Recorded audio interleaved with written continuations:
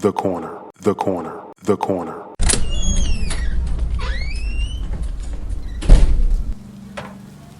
Hey, welcome. Come on into Cousin Ed's Corner. This podcast is where you'll find real, authentic conversation, organic conversation, unscripted, unfiltered conversation, like you're home with your cousin. It's all about life. It's about finance. It's about spirituality. It's about love and everything in between. I'm your host, Cousin Ed. I'm excited to bring you along on this journey. So sit back and listen in as we dive into a wide range of topics. I have some diverse guests coming on with an array of thoughts and opinions. My goal is to create a space all for us to connect and communicate. It's not really about me. It's about the community as a whole. Let's enjoy it. Let's sit back. Let's think about our past. Let's move into our future. It's about the corner, the corner, the corner. So no matter how you cut it or slice it, we're all here together. I'm just here to give you a piece of my heart, my mind, my soul, and my mentals. So sit back, relax, and enjoy another episode of Cousin Ed's Corner. The corner, the corner, the corner. Yes, sir. Yes, ma'am. Yes, ma'am. Yes, sir. What's going on, fam? What's going on, fam? It's your boy, Cousin Ed. Yes, indeed. We're back with another one, Cousin Ed's Corner. And today we are winning again. This is when my sister wins, we all win. And definitely today we have a queen on that is winning. And it's a funny story how we met online. And I wanted to bring her on just to talk about some of the powerful things that she's doing. But I'm inspired by just having her here today, and hopefully you will be too. Stephaine Oden, right? Yeah, Oden. I'm about to say I know I said it right. Stephaine Oden, welcome to Cousin Ed's Corner. Hey, thank you so much for having me be a guest here. No, we don't have guests. We have family. So let's go with that. Neighborhood. Welcome to Cousin Ed's Corner. Hey, cuz. Here we go. Hey, cuz. So I'm glad to have you. I appreciate you for staying consistent and making sure we finish this up. Now, I will say this, everybody. Cousin Ed has been traveling, and I have to tell the truth. I was on the road, and I was trying to get back in time. This show should have been out. So one person I can fault is myself. She was ready. She was willing and able to do it. I had a travel snafu, and she was like, listen, part of what I do is help people understand that things happen. And when she said that to me, it took all my worries away. And we're here today. So thank you very much for even being understanding and taking my worries away.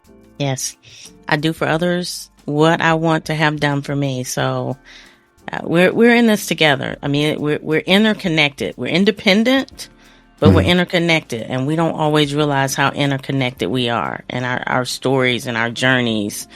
We help support each other. Well, I definitely got that feeling from when I first talked to you. I like to always ask this question to start out. Please tell us a little bit about yourself. I can sit here and read bios, but I like for people to hear from the person themselves, to hear who you are. I don't want to hear the pamper story, but a little bit after the pamper story, tell us about who you are and what got you to the point you are today. I really actually don't like the whole pamphlet story because there's so much more underneath the surface. And I feel like it's great, but nobody really cares.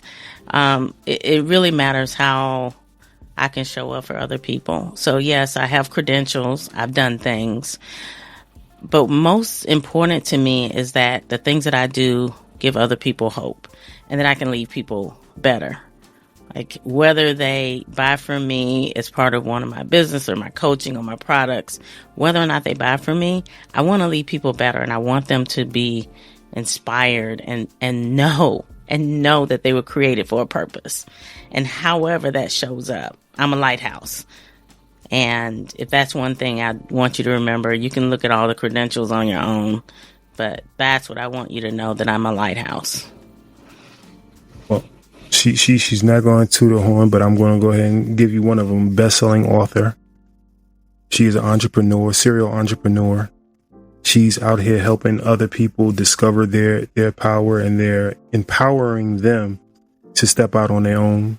So definitely, I know you're not trying to minimize yourself, but sometimes you have to let people know, hey, I am here. Yes. So definitely she is someone that, I've been following and admire. So thanks, cuz. Yeah, I know. I've so many accolades between, coaching and engineering. That's probably the most interesting thing about me. When people meet me, they're like, you're an engineer. You're not weird. Like you actually have an empathetic side. I'm like, yeah, I'm the engineer. What is it? Engineer whisperer. I can speak both languages. You just turned me on to something that kind of reminds me of myself. I know I read something or heard something on one of your podcasts about being an introvert, but being able to step out of that shell. And I am in IT, and I can sit behind my computer all day long and be an introvert, but I can also step out on the other side and, be a light for other people and want to explore and, be in society as well. So definitely I understand that.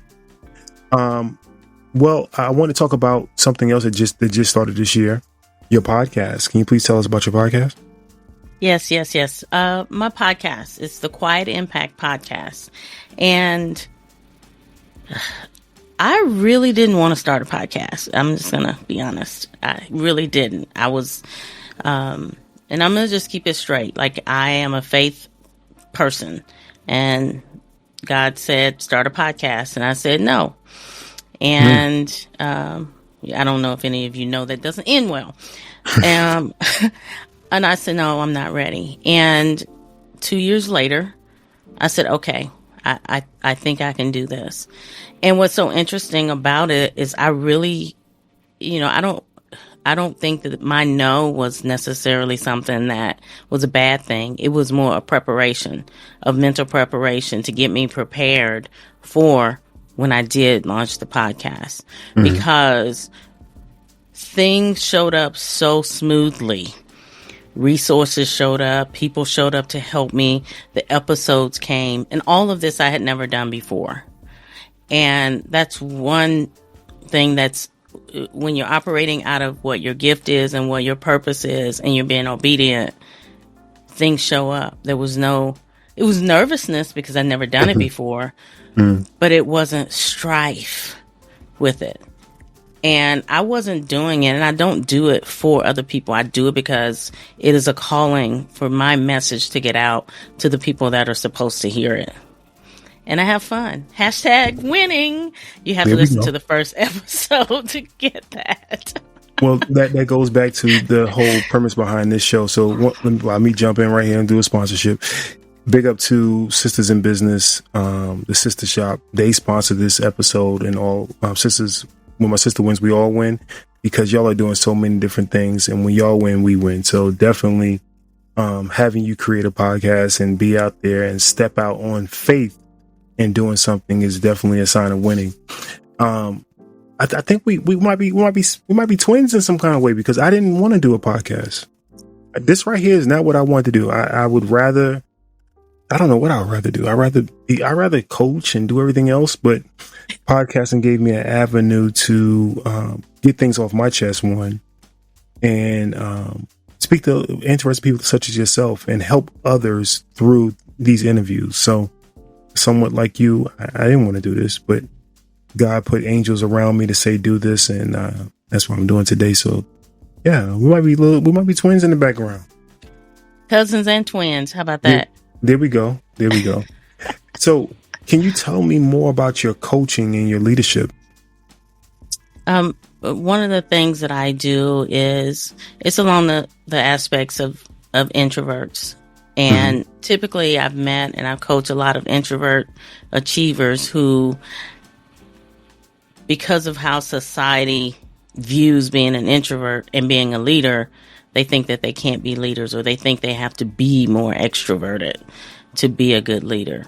And that's where I come in, and I help them see their skills and their strengths so that they can show up more powerfully.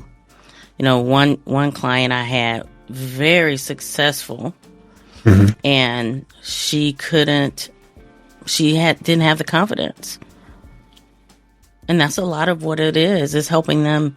Once that switch flips and they realize that I'm a baddie all by myself, then they start to show up powerfully in other ways. And like, for example, in my case, possibly even yours, if people, as they know you have a podcast, are like, well, you can't be an introvert. You talk to people. I'm like, get me talking about things that are powerful and meaningful. We can talk. Small talk for no reason at all.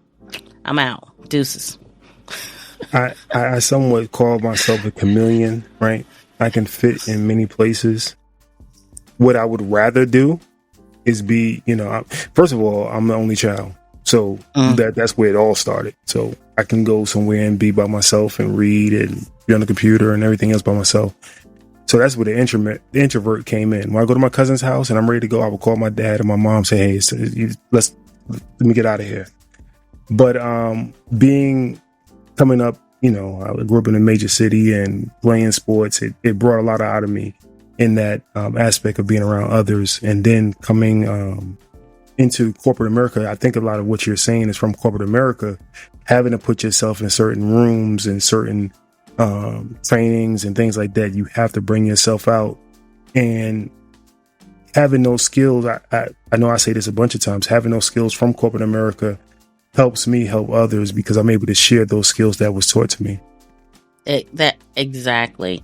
And one of the things that drives me is I was considered a high pot.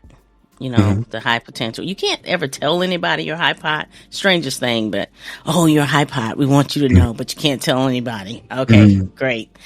But at the end of almost every annual review, they would say, well, you need to be more outgoing. I'm like, but wait, I'm doing chilling. the things. Yeah.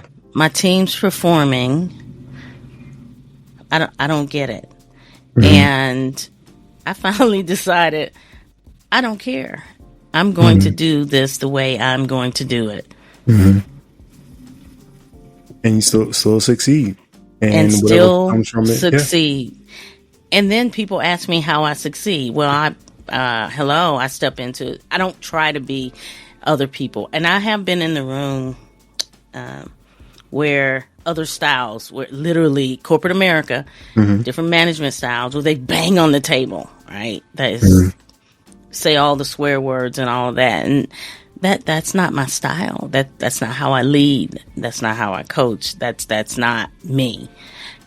Am I able to get things done? Yes. Am I able to inspire my team? Yes. Because I see them as people for their unique values and attributes that they would bring. So one thing you talked about is being broken physically and emotionally. Oh, gosh. And so is that part of your, I know everybody has their own life experiences, but is that part of your coaching? And do you consider yourself a business coach, life coach? To what avenues do you pick up in that? Yes, broken. I had it all together. So I thought. And I had my plan. And I'm going to go out, change the world. And slipped, fell on some ice. Had never broken anything. Broke my ankles in 2 places on Christmas Eve. Had to have emergency surgery. Christmas Eve. And I was so driven that I remember telling the surgeon, I said, well, will I be able to drive? I had no idea. I'd never broken anything. I said, will I be able to drive when I wake up? He's like, no. I said, well, just don't even wake me up then. That's how it was. And that took me into a deep pit. A deep pit. I won't go into details. Just know it was a very dark place. And that was the place that I put all the pieces together. The Stephaine that was the corporate Stephaine, the Stephaine that was the entrepreneur, the Stephaine that's the mom, the kid, the Stephaine that's funny as heck when she wants to be. Right? God made me funny. Okay, step in it, own it. And even if I'm only funny to myself. So I was able to come through that. And that was part of, okay, let's live, and let's live powerfully and on purpose and in purpose. And how can I help others do the same? Mm-hmm. So coaching wise, I'm a dot connector. So when we sit down and we often will start and we'll talk about business or career. That's the primary area. Mm-hmm. But it bleeds over into life because you can't separate one from the other. You show up in both of those. Mm-hmm. So it ends up going into, well, how are you managing your life? So I guess my question would be, is that you have the personal coaching and you have the business coaching as two different segments? So I actually combine them. Combine them when, and typically it ends up being career coaching or business coaching because they're so similar. Okay. I primarily don't do life coaching as its own. Okay. It comes out when we're working together. Now, what would you say your demographic is? Is it more females or was it more males? It's more females. Okay. And although I do have some male clients as well, it's more females. Now I'm gonna go left with this because I've been go left. Go left. Yeah, I gotta go left. Cousins always go left. You sitting here having a conversation and then because it just came to my mind and came to my heart with having the males. Do you think that they are intimidated by having a coach by someone of your caliber? No, I don't. Okay. Because all things work. All things really do work. I'm the oldest girl cousin. Mm-hmm. The rest of my cousins are boys. I grew up with all the boys. I played the football, was pretty fast too. I wrestled, I jumped with the bikes, like everything. And so in some ways it's natural for me I understand and I get it because that's how I grew up for 17 years of my life. We had to play outside. We didn't get to play inside. Mm-hmm. So, and they were boys. Lights came on. Yeah, exactly. Exactly. Don't be outside. You better be in the house. That's all I got to say. Be in the house. So the reason why I asked that because I want to be able to. I want our listeners to be able to feel comfortable reaching out to, because I'm hearing a lot of rhetoric on the internet and everything about our vice president and people feeling intimidated or they're not wanting a female president. And I don't see that, especially with the people that I talk to, but I see a lot of rhetoric out there about that. And I don't think that if people see value in what you're doing, it doesn't matter if you're male or female. And if someone can help you, I think you need to go ahead and step out and reach out for that help and accept it, and someone of the other gender may be able to see something that your male counterpart or your female counterpart would not see. So that's just something that came to my mind. And, not only growing up and being in that environment, I also, my team, my leadership team, I had men in that group as well. I had both. And my goal was to help them succeed in their career however they chose to succeed. And it was never, oh my gosh, Stephanie's a woman. Yeah, it was never that. Well, I can definitely probably see that also in engineering. If you know what you know, then there's math is math. You can't stop what somebody knows. It's not that somebody can get by without knowing it, being an engineer. So that's definitely powerful. I want to bring up. I believe you have an ebook. Can you talk about your ebook? Yes. So There's my several books. Talk about just one of the books. One of the books deals with being stressed, overwhelmed, and burnout. And that gives some practical guides for everybody to be able to deal and manage, because it doesn't matter what you're doing. At some point, you're stressed, overwhelmed, and burnout. And then my recent book is a journal for quiet power. Mm-hmm. And it's specifically for, well, I'll share it with extroverts, because sometimes when I just do things for introverts, they get a little, what about me? I don't want to be left out. So it is a journal that success pillars. So it deals with the things to help you be successful. And there's an area to journal. There's an area to figure out what your intention is for the day. There's also celebrations, a place for you to celebrate. And I call that the Yay Me section. Okay. Because that's an area that a lot of people don't take time to just pat yourself on the back. There's nothing wrong with patting yourself on the back. And it was another one of those directive downloads that said, hey, you're going to do this. And this year, and literally this is what it's going to look like. This is what the sections will be. And people have told me that it really does bless them. It helps them to focus their day. They believe that they're seen, and they're able to put plans in place for what they want. And it's a 90-day journey. So okay, you do it every day for 90 days, however you want to do it. And there's some prompts in there if you want to follow prompts, but there's also free writing that you can do too. Excellent. I would definitely like for them to reach out to you. Can you please give us your best contacts and where they can find more information about you? The best way to reach out to me is to go to my website. It's Stephaine Oden, Oden.com. That's the best way to get more information on me. And I am on Facebook and LinkedIn as well.